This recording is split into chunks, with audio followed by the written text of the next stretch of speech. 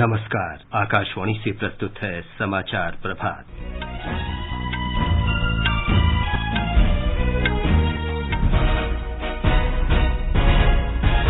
प्रधानमंत्री नरेंद्र मोदी आज गुजरात और दीव का दौरा करेंगे और चक्रवाती तूफान ताउते से उत्पन्न स्थिति का जायजा लेंगे। प्रधानमंत्री ने कोविड के खिलाफ लड़ाई में जांच में तेजी, स्थानीय नियंत्रण क्षेत्र और लोगों तक सही जानकारी पहुंचाने पर जोर दिया। भारत में 18 करोड़ 57 लाख से अधिक कोविड टीके लगाए गए। सरकार ने कहा, राज्यों और केंद्र शासित प्रदेशों को 20 करोड़ 78 लाख से अधिक कोविड वैक्सीन उपलब्ध कराई गई। पंचायती राज मंत्रालय ने देश के ग्रामीण इलाकों में कोरोना महामारी से निपटने के लिए कमर कसी। बिहार सरकार ने लॉकडाउन में गरीबों को भोजन उपलब्ध कराने के लिए सामुदायिक रसोई शुरू की। केंद्र सरकार ने कहा, मौजूदा रबी विपणन मौसम के दौरान पिछले वर्ष की तुलना में 24% अधिक गेहूं की खरीद की गई। सरकार ने व्यापार गतिविधियों को बढ़ावा देने के लिए आयात संबंधी वर्तमान सीमा शुल्क नियम में बदलाव किए।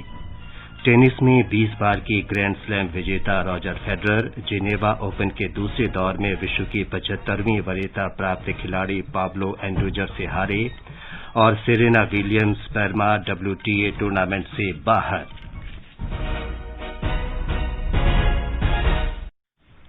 समाचार प्रभात में चंद्रशेखर शर्मा के साथ मैं विमलेंदु पांडे। कोरोना संक्रमण को देखते हुए आपसे अपील है कि लापरवाही न बरतें, सभी एहतियाती उपायों का पालन करें और पहला टीका लगवा चुके 45 वर्ष से अधिक उम्र के लोग सही समय पर दूसरा टीका लगवाएं। 3 आसान उपायों का पालन करें और सुरक्षित रहें। मास्क लगाएं, 2 गज की सुरक्षित दूरी बनाए रखें, बार-बार हाथ धोएं और साफ सफाई रखें। अब समाचार विस्तार से। प्रधानमंत्री नरेंद्र मोदी आज गुजरात और दीव का दौरा करेंगे और चक्रवाती तूफान ताउते से उत्पन्न स्थिति और नुकसान का जायजा लेंगे। वे अहमदाबाद में समीक्षा बैठक भी करेंगे। श्री मोदी सुबह करीब 9:30 बजे दिल्ली से रवाना होंगे। वे भावनगर, ऊना, दीव, जाफराबाद और महुआ सहित तूफानग्रस्त क्षेत्रों का हवाई सर्वेक्षण भी करेंगे। गुजरात में भीषण चक्रवात ताउते के सोमवार रात सौराष्ट्र तट पार करने के दौरान हुई भीषण तबाही में 13 लोग मारे गए।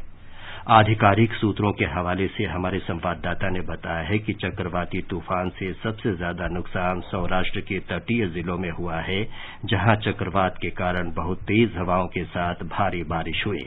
गुजरात में भीषण चक्रवाती तूफान से करीब 16,500 मकानों को नुकसान पहुंचा है। तेज हवाओं के कारण 40,000 से अधिक पेड़ गिर चुके हैं, जिसमें आम और नारियल के बगीचों को भी भारी नुकसान पहुंचा है। राज्य में 5,951 गांवों में बिजली नहीं है, जिसमें 52 कोविड अस्पताल और 13 ऑक्सीजन प्लांट भी शामिल है। राज्य में करीब 70,000 बिजली के खंभे को नुकसान पहुंचा है। प्रभावित क्षेत्रों में राहत और सामान्य स्थिति बहाल करने का कार्य तेजी से जारी है। इस बीच गुजरात के अधिकतर हिस्सों में मध्यम से भारी बारिश दर्ज की गई। अहमदाबाद में कल शाम 100 मिलीमीटर से अधिक बारिश रिकॉर्ड की गई। योगेश पंड्या, आकाशवाणी समाचार, अहमदाबाद। चक्रवाती तूफान ताउते कमजोर होकर आगे बढ़ रहा है। मौसम विभाग ने कहा है कि तूफान की पूर्वोत्तर दिशा में बढ़ने से राजस्थान और उत्तर प्रदेश में इसका सामान्य असर दिखाई देगा। इसके कारण दिल्ली और राष्ट्रीय राजधानी क्षेत्र के आसपास के इलाकों बहादुरगढ़, गुरुग्राम, फरीदाबाद, बल्लभगढ़, नोएडा, पानीपत, गन्नौर, सोनीपत और गोहाना में हल्की से मध्यम बारिश हो रही है।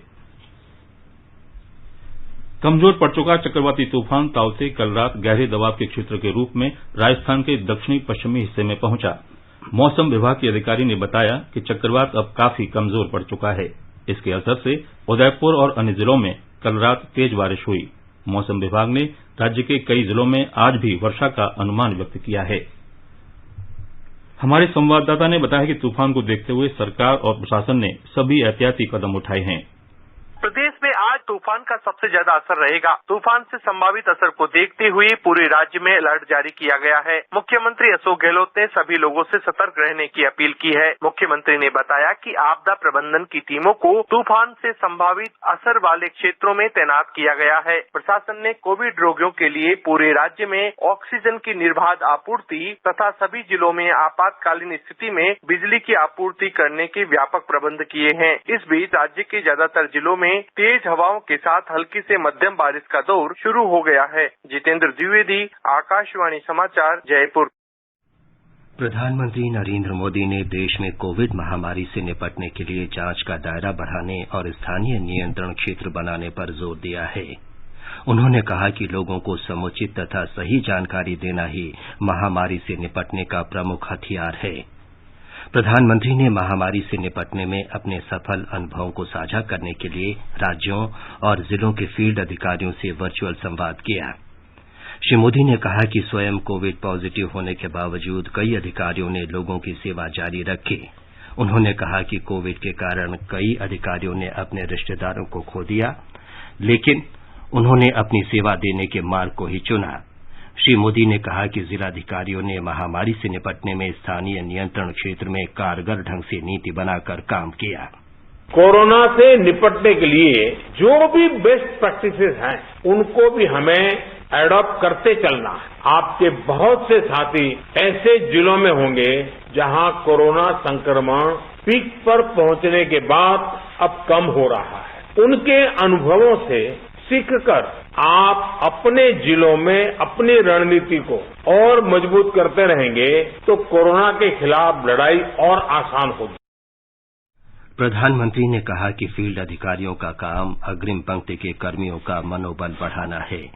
उन्होंने कहा कि केंद्र सरकार कई बैठकों में बार बार इस बात को दोहराती रही है कि प्रत्येक नागरिक के जीवन को बचाना बहुत अहम है। इस समय कई राज्यों में कोरोना संक्रमण के आंकड़े कम हो रहे हैं, कई राज्यों में बढ़ भी रहे हैं। कम होते आंकड़ों के बीच हमें ज्यादा सतर्क रहने की जरूरत है। बीते एक साल में करीब करीब हर मीटिंग में मेरा यही आग्रह रहा है कि हमारी लड़ाई एक एक जीवन बचाने की है। हमारी जिम्मेदारी संक्रमण को फैलने से रोकने की भी है और ये तभी संभव है जब हमें संक्रमण की स्केल की सही जानकारी होगी। प्रधानमंत्री श्री मोदी ने राज्यों और जिलों से ऑक्सीजन आपूर्ति के समुचित उपयोग और निगरानी रखने को कहा। उन्होंने बताया कि पीएम केयर्स फंड से कई जिलों में ऑक्सीजन प्लांट लगाने का काम पूरे जोर शोर से चल रहा है। पीएम केयर्स के माध्यम से देश के हर जिले के अस्पतालों में ऑक्सीजन प्लांट लगाने पर तेजी से काम किया जा रहा है।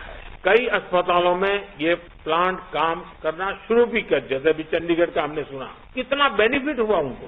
और इसलिए आपसे मेरा आग्रह है कि जिस भी जिलों को ये प्लांट अलॉट होने वाले हैं, वहां हर जरूरी तैयारी पहले से पूरी होने पर ऑक्सीजन प्लांट और तेजी से सेटअप हो जाएगा। प्रधानमंत्री के साथ संवाद में अधिकारियों ने अपने अनुभवों को साझा किया और ग्रामीण तथा अर्ध शहरी इलाकों में कोविड महामारी से निपटने के लिए अपने सुझाव भी दिए। केंद्र सरकार ने कहा है कि देश में कोविड मरीजों की संख्या लगातार कम हो रही है और कोविड से स्वस्थ होने की दर बढ़ रही है।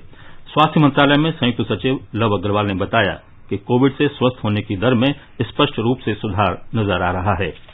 3 मई को जहां यह 17.13% था, वह घटते घटते अब केसेस जो हमारी मेडिकल सुपरविजन में है वह 13.3% हो चुके हैं। इसी तरह से हम एक रिकवरी में भी पॉजिटिव ट्रेंड नोट कर रहे हैं। 3 मई को जहां पर देश में रिकवरी ऑन एन एवरेज 81.7% थी, वह बढ़ते बढ़ते अब 85.6% हो गई है। जितने केसेस देश में पिछले 24 घंटे में रिकवरी की कैटेगरी में आए हैं वह है 4,22,436, जो कि देश में अब तक की हाईएस्ट रिकवरी है।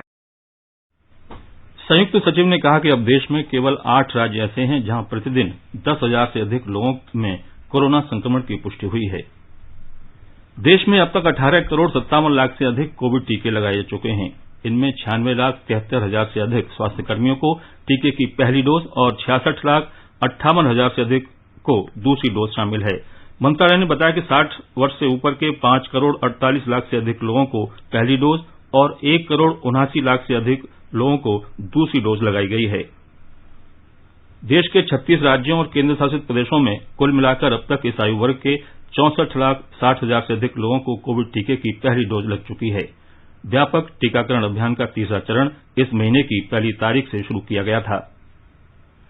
सरकार ने कहा है कि अब तक राज्यों और केंद्र शासित प्रदेशों को 20 करोड़ 78 लाख से अधिक कोविड टीके उपलब्ध कराए गए हैं। केंद्रीय स्वास्थ्य मंत्रालय ने बताया है कि राष्ट्रव्यापी टीकाकरण अभियान के तहत केंद्र सरकार राज्यों और केंद्र शासित प्रदेशों को निःशुल्क कोविड वैक्सीन उपलब्ध करा रही है। मंत्रालय ने कहा है कि 1 करोड़ 94 लाख से अधिक वैक्सीन डोज अब भी राज्यों और केंद्र शासित प्रदेशों के पास बचे हैं। मंत्रालय ने कहा है कि 1 लाख वैक्सीन डोज अगले 3 दिन में राज्यों और केंद्र शासित प्रदेशों को उपलब्ध करा दी जाएगी। केंद्र सरकार इस महीने की 18 से 31 तारीख तक 1 करोड़ 95 लाख वैक्सीन डोज निःशुल्क उपलब्ध कराएगी। राज्यों और केंद्र शासित प्रदेशों को ये जानकारी दे दी गई है। इसके अलावा 72 लाख से अधिक वैक्सीन डोज सीधी खरीद के लिए भी उपलब्ध रहेगी। पंचायती राज मंत्रालय ने कोविड महामारी से निपटने के लिए पंचायतों को परामर्श जारी किया है। पंचायतों से कोरोना संक्रमण को फैलने से रोकने के उपाय के बारे में ग्रामीण समुदाय की जागरूकता बढ़ाने के लिए व्यापक अभियान चलाने के लिए कहा गया है। मंत्रालय ने परामर्श दिया है कि लोगों को finger oximeter, N95 mask, infrared thermal scanning उपकरण और सैनिटाइजर जैसे आवश्यक सुरक्षा उपकरण उपलब्ध कराए जाएं। पंचायतों के नोटिस बोर्ड पर जांच, टीकाकरण केंद्र, डॉक्टरों और अस्पतालों में बिस्तरों की उपलब्धता के बारे में जानकारी प्रदर्शित करने के निर्देश दिए गए हैं।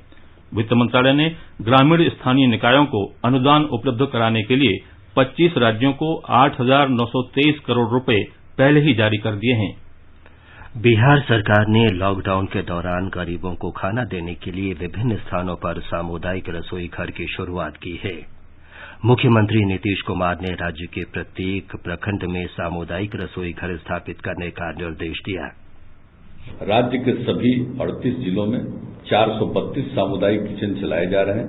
हमने सामुदायिक किचन को विस्तारित करते हुए हर प्रखंड में सामुदायिक किचन खोलने का निर्देश दिया है ताकि अधिक से अधिक जरूरतमंद इसका लाभ उठा सके। सरकार की मंशा है कि लॉकडाउन में मजदूर, निर्धन, निराश्रित, निःशक्त एवं जरूरतमंदों को दोनों वक्त शुद्ध भोजन मिले एवं कोई भूखा न रहे। सभी सरकारी अस्पतालों में रोगियों के परिजनों के लिए भी सामुदायिक किचन के माध्यम से भोजन उपलब्ध कराया जा रहा है। साथ ही सामुदायिक किचन में आने वाले बच्चे बच्चियों के लिए दूध की व्यवस्था करने का निर्देश दिया गया। इस बीच बिहार में कोविड संक्रमण में तेज गिरावट आई है। राज्य में ठीक होने की दर 90% तक पहुंच गई है। हिमाचल प्रदेश में कल कोविड संक्रमण से 78 लोगों की मृत्यु हो गई। राज्य में इस महामारी से एक दिन में होने वाली मौतों की ये सर्वाधिक संख्या है। अब तक वहां कोरोना वायरस ने 2,447 लोगों की जान ले ली है। कोरोना संक्रमण में तेजी को देखते हुए राज्य सरकार ने संस्थानों और निजी अस्पतालों में बिस्तरों की संख्या बढ़ाने का फैसला किया है।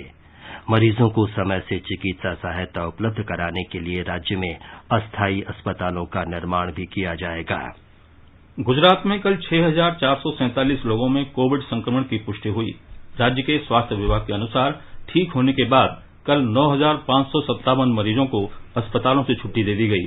ब्यौरा हमारी संवाददाता से। गुजरात में अब तक 6,60,000 मरीज कोविड-19 से ठीक हो चुके हैं। इसके साथ ही राज्य में मरीजों के ठीक होने की दर बढ़कर 86.20 हो चुकी है। राज्य में कोविड-19 संक्रमण के सबसे अधिक 1,862 नए मामले अहमदाबाद में सामने आए। वडोदरा में 442 मामले दर्ज हुए, जबकि सूरत में 322 नए मामले दर्ज किए गए।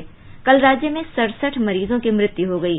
इसके साथ ही राज्य में कोविड-19 से जान गंवाने वाले मरीजों की कुल संख्या 9,269 तक पहुंच गई है। राज्य में इस वक्त 96,443 सक्रिय मामले हैं। गुजरात में चक्रवाती तूफान के खतरे को देखते हुए पिछले कुछ दिन से टीकाकरण अभियान स्थगित किया गया है। अहमदाबाद से योगेश पंड्या की रिपोर्ट के साथ समाचार कक्ष से नईम अख्तर। छत्तीसगढ़ में राज्य सरकार ने कोरोना संक्रमण रोकने के लिए आवश्यक सामग्री के उत्पादन को बढ़ावा देने का फैसला किया है। मुख्यमंत्री भूपेश बघेल की अध्यक्षता में कल राज्य मंत्रिमंडल की बैठक में ये फैसला लिया गया। इसके तहत राज्य की औद्योगिक नीति में आवश्यक संशोधनों के साथ नए प्रावधान बनाए जाएंगे। ब्यौरा हमारे संवाददाता से। छत्तीसगढ़ में स्वास्थ्य विभाग ने प्रदेश के सभी शासकीय और निजी अस्पतालों में माइक्रोबायोलॉजिकल सर्विलेंस करने के निर्देश दिए हैं। अस्पतालों में कोरोना के इलाज के लिए भर्ती मरीजों में दूसरी तरह के संक्रमण होने के मामले सामने आए हैं। इसे देखते हुए स्वास्थ्य विभाग ने सभी अस्पतालों का माइक्रोबायोलॉजिकल सर्विलेंस सुनिश्चित करने और हर सप्ताह इसकी रिपोर्ट राज्य सर्विलेंस इकाई को भेजने के निर्देश दिए हैं। इसके अलावा राज्य के खाद्य और औषधि प्रशासन विभाग ने छत्तीसगढ़ में ब्लैक फंगस संक्रमण के बढ़ते मामलों को देखते हुए सभी थोक दवा विक्रेताओं को इसके इलाज में उपयोग होने वाली दवा पोसाकोनाजोल और एम्फोटेरिसिन बी के वितरण की जानकारी विभाग को देने के निर्देश दिए हैं। विभाग ने सभी लाइसेंसधारी थोक दवा विक्रेताओं से कहा है कि इन दवाओं का वितरण विभाग को जानकारी दिए बिना नहीं किया जाए। विकल्प शुक्ला, आकाशवाणी समाचार, रायपुर। ये समाचार आकाशवाणी से प्रसारित किए जा रहे हैं। समाचार प्रभात में आपका फिर स्वागत है। आगे बढ़ने से पहले एक नजर मुख्य समाचारों पर। प्रधानमंत्री नरेंद्र मोदी आज गुजरात और दीव का दौरा करेंगे और चक्रवाती तूफान ताउते से उत्पन्न स्थिति का जायजा लेंगे। प्रधानमंत्री ने कोविड के खिलाफ लड़ाई में जांच में तेजी, स्थानीय नियंत्रण क्षेत्र और लोगों तक सही जानकारी पहुंचाने पर जोर दिया। भारत में 18 करोड़ 57 लाख से अधिक कोविड टीके लगाए गए। सरकार ने कहा, राज्यों और केंद्र शासित प्रदेशों को 20 करोड़ 78 लाख से अधिक कोविड वैक्सीन उपलब्ध कराई गई। पंचायती राज मंत्रालय ने देश के ग्रामीण इलाकों में कोरोना महामारी से निपटने के लिए कमर कसी। बिहार सरकार ने लॉकडाउन में गरीबों को भोजन उपलब्ध कराने के लिए सामुदायिक रसोई शुरू की। केंद्र सरकार ने कहा, मौजूदा रबी विपणन मौसम के दौरान पिछले वर्ष की तुलना में 24% अधिक गेहूं की खरीद की गई। सरकार ने व्यापक गतिविधियों को बढ़ावा देने के लिए आयात संबंधी वर्तमान सीमा शुल्क नियम में बदलाव किए। टेनिस में 20 बार के ग्रैंड स्लैम विजेता रोजर फेडरर जिनेवा ओपन के दूसरे दौर में विश्व के 75वीं वरीयता के खिलाड़ी पाब्लो एंडुजर से हारे और सेरेना विलियम्स परमा WTA टूर्नामेंट से बाहर। चलो मिलकर एक शुरुआत करें, चलो एक फैसला आज करें, मास्क नहीं तो टोकेंगे, कोरोना को रोकेंगे, चलो एक इरादा करते हैं, चलो खुद से वादा करते हैं, मास्क नहीं तो टोकेंगे, कोरोना को रोकेंगे। ओडिशा में आज से राज्यव्यापी लॉकडाउन का दूसरा चरण शुरू हो गया है। इस महीने की 5 तारीख से राज्य भर में लागू लॉकडाउन अब 1 जून तक जारी रहेगा। सप्ताहांत में भी संपूर्ण लॉकडाउन का पालन किया जा रहा है। मेघालय में बढ़ते कोरोना संक्रमण पर नियंत्रण के लिए राज्य सरकार ने पूर्वी खासी हिल्स जिले में कल से इस महीने की 31 तारीख तक पूर्ण लॉकडाउन लगाने का फैसला किया है। उप मुख्यमंत्री प्रेस्टन टेंसोंग ने बताया कि लॉकडाउन के दौरान केवल आवश्यक और आपातकालीन सेवाओं को ही अनुमति होगी। कर्नाटका में कोविड की दूसरी लहर के बाद से अब स्थिति में सुधार नजर आ रहा है। राज्य में कोविड से ठीक होने वाले मरीजों की संख्या नए संक्रमित लोगों की तुलना में अधिक हो गई है। स्वास्थ्य विभाग ने बताया है कि राज्य में संक्रमण के कारण 525 मौतें दर्ज की गईं। राज्य में संक्रमण दर 32.50% और मृत्यु दर 1.73% है। हमारे संवाददाता ने बताया है कि राज्य में हेल्थ और वेलनेस सेंटरों का निर्माण किया जा रहा है। स्वास्थ्य एवं मेडिकल शिक्षा मंत्री डॉक्टर सुधाकर जी ने कहा है कि हेल्थ और वेलनेस सेंटर स्थापना कार्य में कर्नाटका अग्र स्थान में है। आयुष्मान भारत कार्यक्रम के तहत ग्रामीण भागों में प्राइमरी हेल्थ सेंटर्स को हेल्थ और वेलनेस सेंटर्स के रूप में बदलने की योजना राज्य में जारी की गई है। केंद्र सरकार ने 2263 हेल्थ और वेलनेस सेंटर्स बनाने का टारगेट दिया था और राज्य ने मार्च 31 तक 3300 सेंटर्स बना लिए हैं। सभी वर्गों में कुल 4653 सेंटर्स बनाने का लक्ष्य रखा गया था और राज्य ने 5832 वेलनेस सेंटर्स बना के देश में सभी राज्यों के मुकाबले अच्छा काम किया है। इस सेंटर्स में काउंसलिंग की सुविधा, योगाभ्यास, ENT चिकित्सा, प्राथमिक चिकित्सा और कुटुंब योजना की सुविधा है। सुधींद्र, आकाशवाणी समाचार, बेंगलुरु। यूरोपीय संघ के औषधि नियंत्रक ने कहा है कि फाइजर की कोविड वैक्सीन का भंडारण अब फ्रिज के तापमान पर 1 महीने तक किया जा सकता है। अभी तक इसके सुरक्षित भंडारण का समय 5 दिन था। यूरोपीय मेडिसिन एजेंसी EMA ने कहा कि लंबे समय तक सुरक्षित भंडारण से पूरे यूरोप में टीकाकरण पर महत्वपूर्ण असर पड़ने की संभावना है। सिंगापुर के स्वास्थ्य मंत्रालय ने अपने यहां कोरोना वायरस के नए स्वरूप होने के दावों का खंडन करते हुए कहा है कि इसमें कोई सच्चाई नहीं है। देश के स्वास्थ्य मंत्रालय ने कहा कि सिंगापुर जैसा कोई संस्करण नहीं है। इससे पहले दिल्ली के मुख्यमंत्री अरविंद केजरीवाल ने केंद्र सरकार से सिंगापुर आने जाने वाली सभी उड़ानों को तत्काल रद्द करने का आग्रह किया था। अखिल भारतीय आयुर्वेद संस्थान की निदेशक डॉक्टर तनुजा मनोज नेसारी ने आकाशवाणी से बातचीत में कहा है कि कोरोना के कम और मध्यम लक्षण वाले मरीज और अलाक्षणिक रोगी 1 से अधिक जड़ी बूटियों से बनाई गई पॉली हर्बल दवा आयुष 64 ले सकते हैं। आयुष 64 की 250 मिलीग्राम या 500 मिलीग्राम की गोली जो पॉजिटिव है और सिम्टोमेटिक है या जिनके माइल्ड लक्षण है सुबह शाम ले सकते हैं। जिनको बुखार है, बॉडी एक है, थोड़े और लक्षण है, 2 गोली 3 बार उनको लेने चाहिए। और ये लगातार जब पॉजिटिव है और लक्षण कम भी हुए तो अगर 20 दिन लेंगे तो ये कंप्लीट रिकवरी हो जाती है। ब्लैक फंगस के उपचार के लिए फंगल रोधी दवाई एम्फोटेरिसिन बी की बढ़ती मांग के बीच केंद्र सरकार ने इस दवा का उत्पादन बढ़ा दिया है। इससे ज्यादातर मधुमेह रोगी ही प्रभावित होते हैं। रसायन और उर्वरक राज्य मंत्री मनसुख मंडाविया ने इस दवा की आवश्यकता और आपूर्ति की समीक्षा की है। उन्होंने कहा कि सरकार ने फंगल रोधी दवा के घरेलू उत्पादन और आयात को बढ़ाने के लिए विनिर्माताओं के साथ रणनीति बनाई है। इस दवा की आपूर्ति कई गुना बढ़ाई गई है। नोएडा यातायात पुलिस ने फोर्टिस अस्पताल के साथ मिलकर शहर में ऑटो एम्बुलेंस सेवा शुरू की है। कोविड मरीजों को अस्पताल लाने और वापस ले जाने के लिए नोएडा में 20 ऑटो एम्बुलेंस चलाई गई हैं। यातायात पुलिस की हेल्पलाइन 9971009001 पर फोन करके जरूरतमंद लोग इस सेवा का लाभ ले सकते हैं। आकाशवाणी समाचार के साथ बातचीत में नोएडा यातायात पुलिस के उपाधीक्षक गणेश प्रसाद शाह ने बताया कि रोगियों की सुविधा के लिए हर एक एम्बुलेंस में ऑक्सीजन सिलेंडर भी लगाए गए हैं।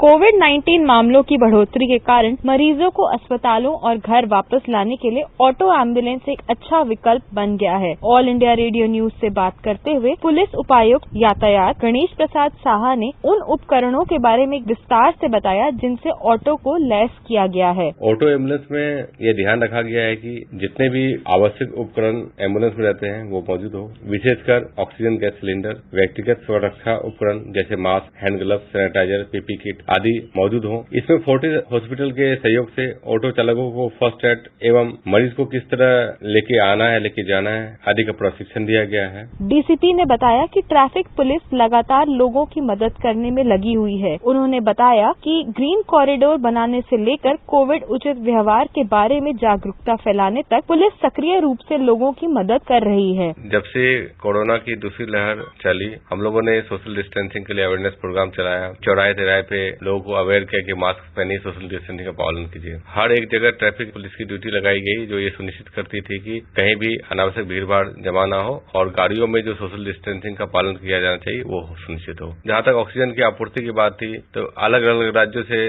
गौतम बुद्ध नगर में ऑक्सीजन के कंटेनर आने लगे। कई कंटेनर गौतम बुद्ध नगर से अन्य राज्यों में भी जाते थे, तो उसके लिए हमने ग्रीन कॉरिडोर बनाया ताकि ऑक्सीजन जो वाहन है किसी भी तरह वो उसमें रुकावट ना आए और कम समय पे वो गंतव्य तक पहुंच सके। हमने एक हेल्पलाइन नंबर जारी की कि आपको अगर एम्बुलेंस की कोई भी दिक्कतें आती है तो हमारे पास काफी लोग सहयोग के लिए जुड़े हुए थे, तो हेल्पलाइन के माध्यम से उसका कोऑर्डिनेशन कराया। नोएडा पुलिस के मीडिया सेल के एसआई अमरेंद्र राठी ने बताया कि शहर की पुलिस लगातार लोगों को कोविड-19 के बारे में क्या करे और क्या ना करे के बारे में जागरूकता फैलाने में जुटी हुई है। आकाशवाणी समाचार के लिए दिल्ली से मैं दीक्षा सक्सेना।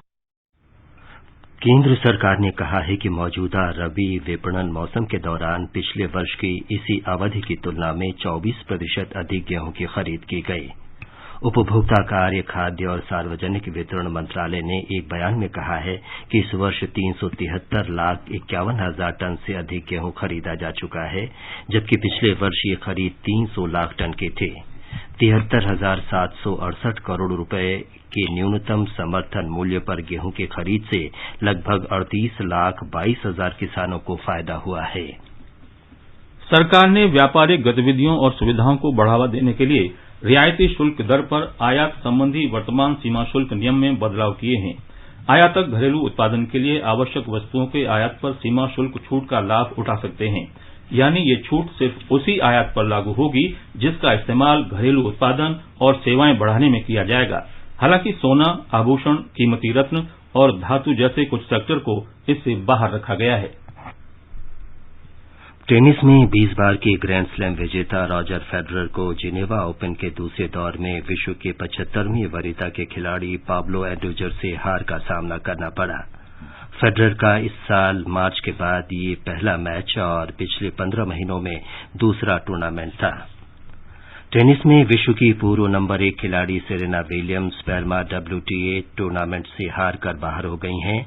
उन्हें चेक गणराज्य की कैटरीना सिनियाकोवा ने दूसरे दौर में पराजित किया। ये समाचार हमारी वेबसाइट newsonair.com/hindi पर भी उपलब्ध हैं। और चंद्रशेखर अब बताएं कि आज के समाचार पत्रों में क्या विशेष है।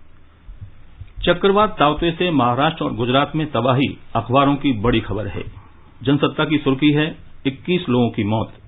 राष्ट्रीय दैनिक लोकसत्य का कहना है समुद्र में जहाज डूबने के बाद चला बचाव अभियान, लगभग 200 लोगों को बचाया गया। दैनिक भास्कर की खबर है ताउते पड़ा कमजोर, अब बंगाल की खाड़ी में नए तूफान के संकेत। कोरोना संक्रमण पर प्रधानमंत्री नरेंद्र मोदी का 10 राज्यों के 46 जिलाधिकारियों के साथ वर्चुअल संवाद पर दैनिक जागरण के शब्द हैं, यह हर एक जिंदगी को बचाने की लड़ाई है। गांव में कोरोना के बढ़ते संक्रमण को रोकने के लिए हर संभव कदम उठाने की छूट दी। दैनिक भास्कर का शीर्षक है राज्यों को 3 दिन का वैक्सीन स्टॉक देता है केंद्र, अब 15 दिन का देने की तैयारी। अगले 15 दिनों में राज्यों को वैक्सीन की सप्लाई में बढ़ोतरी होगी। राजस्थान पत्रिका कोवैक्सीन शीर्षक से लिखता है बच्चों पर टीके का परीक्षण 10-12 दिन में शुरू होगा। देश के कई स्थानों पर इसकी होगी शुरुआत। हिन्दुस्तान कुछ अलग शीर्षक से लिखता है उत्तर प्रदेश के हापुड़ जिले में गंगा किनारे 11 गांवों ने घुसने नहीं दिया कोरोना, ग्रामीणों ने बाहर आने जाने पर पाबंदी लगाई, प्रधानों ने संभाली स्वच्छता की कमान। दैनिक जागरण का शीर्षक है इकोनॉमी की बुनियाद बुलंद, कोरोना का असर पहली तिमाही के बाद नहीं, दूसरी छमाही में अच्छा रहेगा रिटर्न। नवभारत टाइम्स की खबर है पेंशन फंड से पूरी राशि निकालने के विकल्प पर विचार कर रही है सरकार। फिलहाल एनपीएस खाते से 2 लाख रुपए तक जमा होने पर ही पूरा पैसा निकालने की इजाजत है। हिन्दुस्तान का शीर्षक है आयात नियमों में ढील के निर्देश जारी, आयातक को भी सीमा शुल्क में मिलने वाली छूट का फायदा। सोना, ज्वेलरी और कुछ धातुएं छूट के दायरे से बाहर होंगी। अंत में मुख्य समाचार एक बार फिर। प्रधानमंत्री नरेंद्र मोदी आज गुजरात और दीव का दौरा करेंगे और चक्रवाती तूफान ताउते से उत्पन्न स्थिति का जायजा लेंगे। प्रधानमंत्री ने कोविड के खिलाफ लड़ाई में जांच में तेजी, स्थानीय नियंत्रण क्षेत्र और लोगों तक सही जानकारी पहुंचाने पर जोर दिया। भारत में 18 करोड़ 57 लाख से अधिक कोविड टीके लगाए गए। सरकार ने कहा राज्यों और केंद्र शासित प्रदेशों को 20 करोड़ 78 लाख से अधिक कोविड वैक्सीन उपलब्ध कराई गई। पंचायती राज मंत्रालय ने देश के ग्रामीण इलाकों में कोरोना महामारी से निपटने के लिए कमर कसी। बिहार सरकार ने लॉकडाउन में गरीबों को भोजन उपलब्ध कराने के लिए सामुदायिक रसोई शुरू की। केंद्र सरकार ने कहा मौजूदा रबी विपणन मौसम के दौरान पिछले वर्ष की तुलना में 24% अधिक गेहूं की खरीद की गई। सरकार ने व्यापार गतिविधियों को बढ़ावा देने के लिए आयात संबंधी वर्तमान सीमा शुल्क नियम में बदलाव किए और टेनिस में 20 बार के ग्रैंड स्लैम विजेता रॉजर फेडरर जिनेवा ओपन के दूसरे दौर में विश्व के 75वें वरीयता प्राप्त खिलाड़ी पाब्लो एंडूजर से हारे। इसके साथ ही समाचार प्रभात का ये अंक समाप्त हुआ। नमस्कार।